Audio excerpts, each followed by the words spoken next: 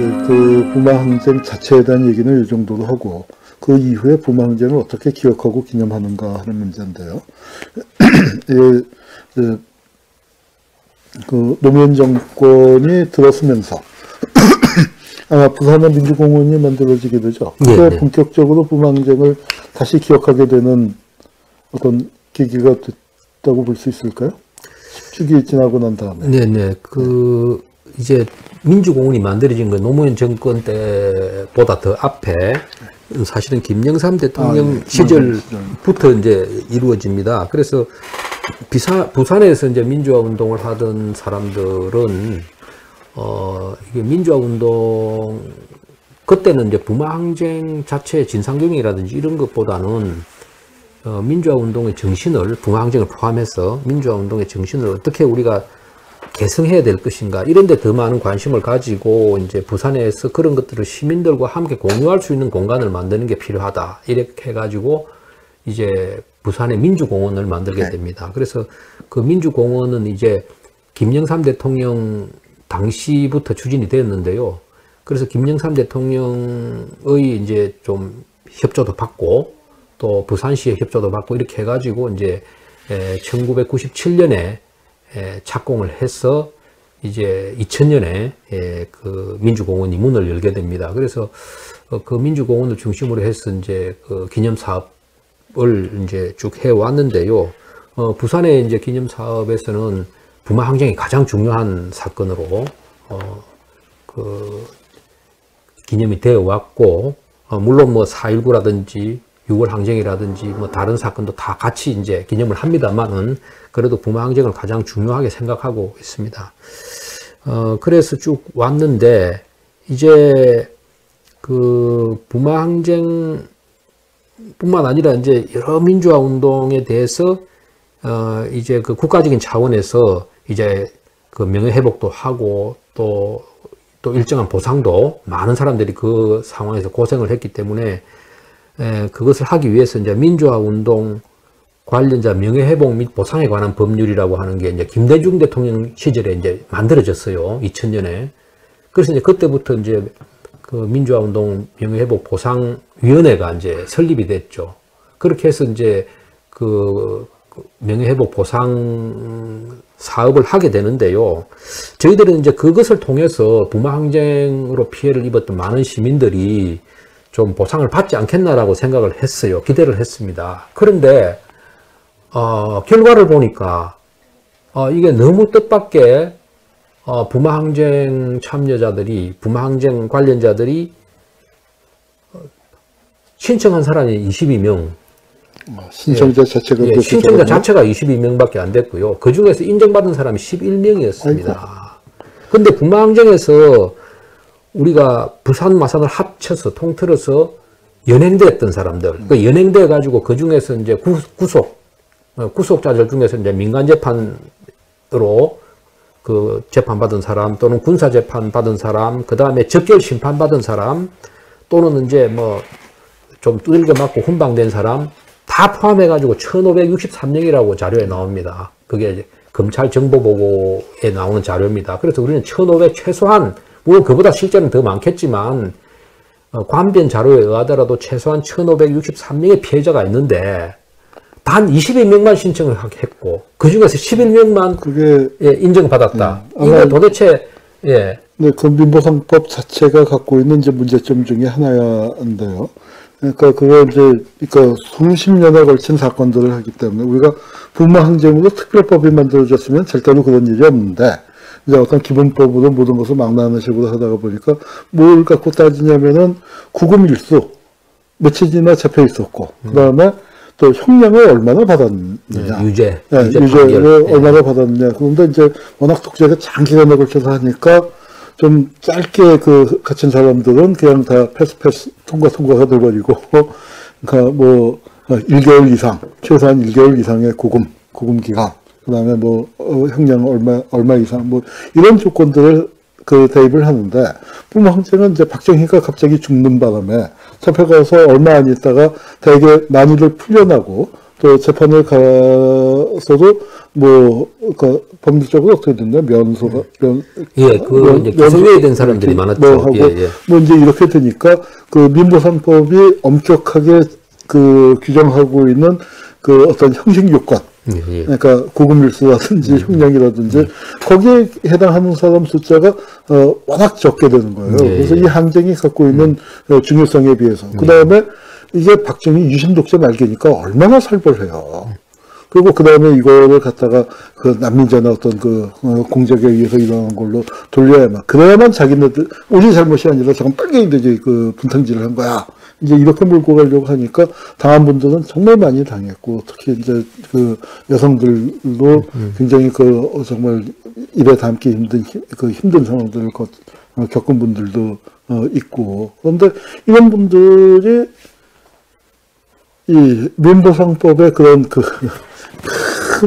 민주운동 전체를 막나하는 그 법을 그 규정을 해버리니까 부마항쟁은 대단히 중요한 사건이었음에도 불구하고 아까 말한 그 시간적인 특수성, 박정희가 죽어버리는 바람에 뭐 그러면서 이제 역사가 갑자기 확 새로운 단계로 들어가면서 이 사건이 묻히고 잊히고 그렇게 됐고 사건 그리고 이제 그나마 그래도 그렇게 된 분들이 구체적으로 어떤 피해를 입었고 어떻게 그 처리가 됐는가를 알려면 자료가 남아 있어야 할 텐데 그 자료 부분은 어떻게 되어 있습니까? 네, 자료도 이제 제일 안타까운 부분이 그 부분인데요.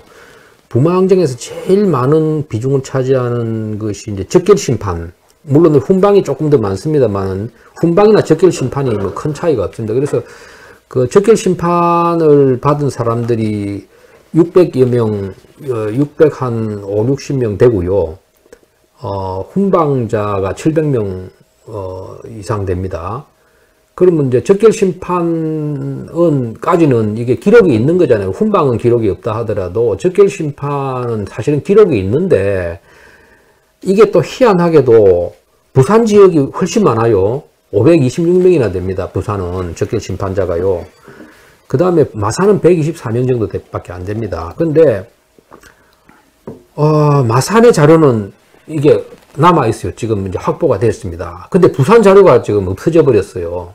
물론 이게 뭐 보존 기간이 짧기 때문에 그 적결 심판서는 예를 들어서 이게 이제 정식 재판을 받아서 뭐 유죄 선고를 받는 이런 사건의 경우에는 이제 판결문이라든지 이런 것이 거의 반영구적으로 이렇게 보존이 되지만 적결 심판은 이제 그렇지 않거든요. 그런데 이게 사실은 우리가 이제 위원회가 다시 조사를 해보니까 2010년 정도까지만 해도 경찰서 문서고에 그냥 있었던 거예요. 폐기가 안 되고요.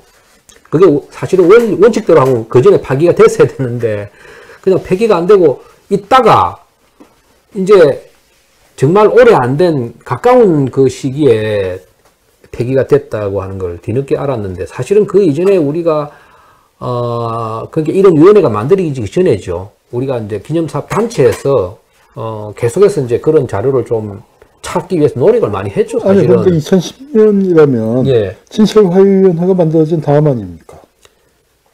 그렇죠. 그런데도 경찰이 안 내놓는 거죠. 뭐. 그리고 뭐 없다는 거예요. 그냥 저도 뭐 저만 해도 뭐 시청에도 다녀보고 경찰 쪽에도 부탁을 해보고 뭐 안 했겠습니까? 그런데 뭐 전혀 없다는 거예요. 그렇게 계속해서 그리고 또 저희들이 권한이 없으니까 뭐 없다고 하는데 강제할 수 있는 방법도 없고요. 네, 이제 법적인 권한을 가진 그 조사위원회가 처음 만들어진 건 박근혜 때입니까? 그렇습니다. 예. 2013년에 이제 법이 만들어지고요. 위원회가 설치된 거는 2014년 10월입니다. 2014년 10월. 예. 그래서 이제 그때부터 이제 그 법에 의해서 이제 진상조사를 이제 하게 된 거죠. 그런데 사실은 이게 진상조사가 시작되고 나서도 정말 힘든 것이 지금 아까 제가 말씀드린 1563명이 최소한 그 정도의 숫자가 피해자가 있는데 실제로 신청을 한 분은 지금 현재까지도 300명을 넘지를 못하고 있습니다. 300명도 안 됩니다. 한 280여 명이 신청했고요. 그 중에서 인정받은 사람은 한 230명 되고요. 그러니까 이게 참 정말 참 저희들이 답답하고 이제 안타까운데 거기에는 여러 가지 요인이 있다고 생각을 합니다. 첫째는 이제 우리 법에 보면은 그 생활지원금 조항이 있어요. 그래서 이제 구금된 분들 생활지원금을 지원하게 되어 있는데 그게 또 이 법에는 30일 미만자들, 그러니까 30일 이상 된 사람들에게만 생활지원금이 가고요. 30일 미만자들은 생활지원금조차도 못 받게 되어 있습니다. 근데 이 30일이라는 조항이 어디서 나왔냐면은 앞에 아까 말한 민주화운동 명예회복 보상법 거기에 30일이라는 조항이 들어있어요. 근데 5.18 항쟁의 그 5.18 보상법에 보면은 그런 조항이 또 없습니다. 거기는 생활지원금이 단 하루를 구금해도 지급할 수 있게 되어 있어요. 그렇게 되어 있습니다. 그런데 불만은 이제 그 2000년에 만들어진 민주화운동 명예회복 보상법의 그 조항을 그냥 갖다 넣은 거예요. 그래서 이거를 그 당시에 법을 제정할 당시에 이제 우리 단체들은 반대를 했죠. 그렇게 하면 안 된다라고 반대를 했음에도 불구하고 그 이제 여러 가지 뭐 재정 이런 것 등을 이유로 해서 말하자면 이제 그 돈이 많이 들어간다는 거죠. 쉽게 말하면 보상 그 범위를 확대하면 그러니까 이제 그런 걸 안 하려고 하고 특히 이제 뭐 그 당시에 뭐 그 야당 김대중 정부 때인데요. 김대중 정부 때 야당이 한나라당인가 뭐 하여튼 이름이 제가 하도 이름이 자주 바뀌어서 모르겠는데 어쨌든 한나라당, 새누리당 뭐 하여튼 이제 이분들이 또 반대도 많이 했고 사실은 그쪽이 부산에 기반을 둔 사람들이 많은데도 그렇죠. 예. 그렇게 해서 이제 그 조항을 결국 빼지를 못하고 나중에 우리가 개정을 하자 하면서 그래서 법을 만드는 게 더 급하다. 이렇게 해가지고 타협을 한 거예요. 근데 그렇게 만들어 놓고 나니까 그걸 바꾸기가 그렇게 힘들어요. 헌법 소원을 내서 평등권으로 그게 이제 헌법 소원을 냈죠. 예를 들어서 이제 우리 관련 중에 한 분이 30일이 안 돼서 생활지원금도 못 받는 분이 계셨는데 그분이 이제 2015년도에 헌법 소원을 냈어요. 그렇군요. 그래서 헌법재판소가 지난 봄에 판결이 나왔는데요. 7대2인가? 이렇게 7대2 맞을 겁니다. 그러니까 두 사람은 그 소원이 이유가 있다. 그래서 법 제정 취지나 여러 가지로 봤을 때 그 조항은 고치는 게 좋겠다라고 의견을 냈고요. 7명의 그 헌법재판관들은 뭐 큰 문제가 없다는 식으로 뭐 그거는 국가의 입법권의 뭐 재량에 속하는 사항 뭐 등 이런 식으로 해서 그걸 결국은 기각이 됐습니다. 예. 그래서 예. 그 하여튼 피해자들 그 안타까운 상황인데 예. 박근혜 정권 하에서 만들어진 위원회가 만들어졌습니다만 거기서 보고서를 좀 준비했었는데 그 보고서가 좀 문제가 많았었죠. 저도 박근혜 정부 하에서 위원회에 차 선생님 등 부산 지역 분들의 권유로 자문이었나 보고서 관련 그 위원회 들어가야 한다고 해서 알겠다고 들어갔다가 위원회 활동 거의 안 한 상태에서 다른 것들이 문제가 돼서 시민단체가 철수하기로 했다 해서 저도 빠졌었던 그런 좀 오래돼서 정확한 기억은 안 납니다만 그런 일이 있었는데 네네. 박근혜 정부 하에서 위원회가 만들어지긴 했지만 제 기능을 못한 것이죠. 네네. 그래서 그 당시에 이제 저희 그러니까 기념사업단체, 부마항쟁 기념사업을 하는 단체들 간에도 좀 이견과 갈등이 있었고, 또 이제 위원회와 또 단체들 간에도 좀 갈등이 있었고, 뭐 이렇게 해서, 그런 문제도 있었고요. 그 다음에 저희가 보기에는 이제 그 이전의 위원회가 너무 소극적이었어요. 그러니까, 적극적으로 이제 그 참여자들을 찾아서 이렇게 신청을 하도록 하고, 이렇게 해도 참 힘든데, 이게 법에는 어떻게 되어 있냐면 그냥 신청을 받아서 그 신청한 것에 대해서 이렇게 심의해서 어떤 그 결정을 내리도록 이렇게 되어 있으니까 이제 그냥 신청 들어오는 거는 받아서 처리를 하지만 적극적으로 나서서 조사와 이렇게 관련자 발굴을 하는 이런 작업은 굉장히 좀 부족했다라고 저는 생각합니다. 그래서 이제 그런 것들을 이제 조금 그래서 구성이 좀 바뀐 게 이제 이 사실은 촛불 이후에 이제 그 정권이 바뀌면서 이제 저도 그때 들어갔고요. 지난 봄에 이제 들어가게 됐고 또 그 이후에 차차 이제 좀 구성이 많이 바뀌었습니다만은 그래서 저희가 이제 그 진상 그 관련자들 그 신청도 너무 저조하고 그래서 이제 그 신청자들을 찾아서 어떻게든지 좀 신청을 하도록 이렇게 하기 위해서 노력을 지금 많이 하고 있는데도 생각만큼 그렇게 또 잘 되지는 못합니다. 굉장히 지금 저희들도 좀 힘을 이제 애를 쓰고 있는데 근데 이제 이런 점은 있습니다.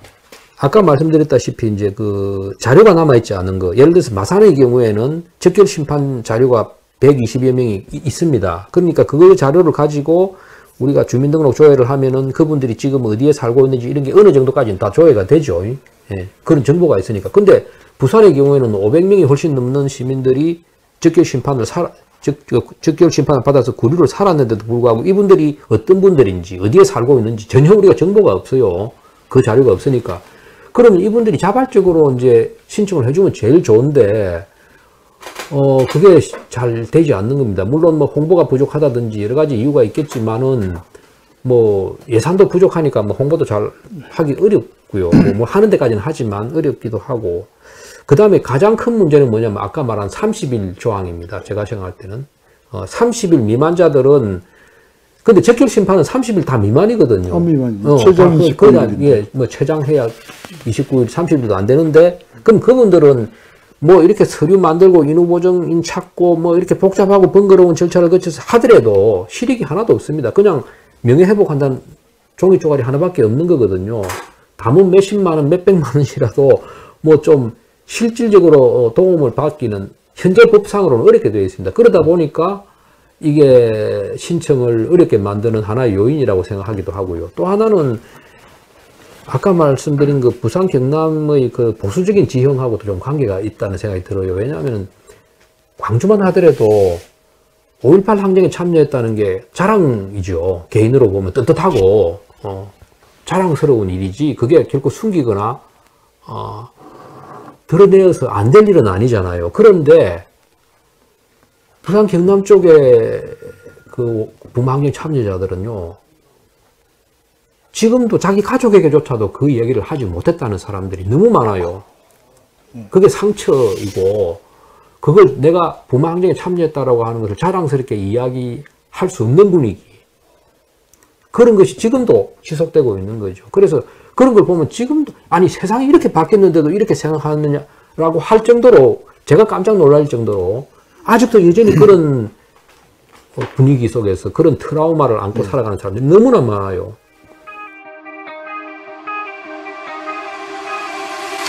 Time stops when I'm falling for you.